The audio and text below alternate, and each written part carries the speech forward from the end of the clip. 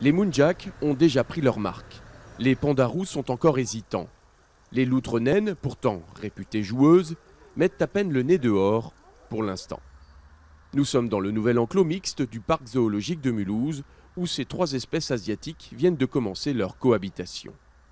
Ce qui est important dans chacun de ces enclos, c'est que les animaux viennent d'un endroit assez proche les uns des autres, pour encore une fois montrer et mettre en avant le côté du milieu, l'importance qu'a le milieu, l'habitat, dans la conservation de ces espèces dans les milieux naturels. Progressivement, les trois jeunes femelles pandas, la famille de Muntjac et les trois loutres vont apprivoiser le milieu, leur nid. Chacune des espèces retrouve ici son environnement privilégié.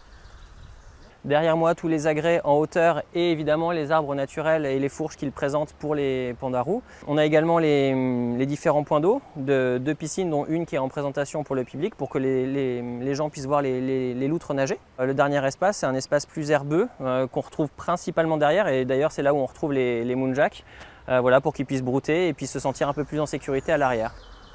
Les enclos mixtes ont vocation de permettre aux espèces d'interagir entre elles et de réduire les risques de stéréotypie, lorsque l'animal répète des gestes, un signe de stress ou de frustration.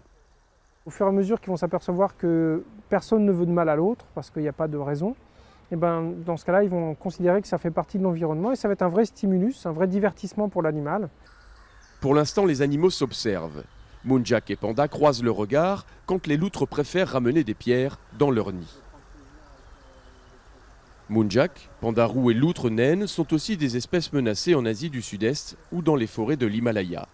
Ces enclos mixtes font partie des solutions pour les sauver.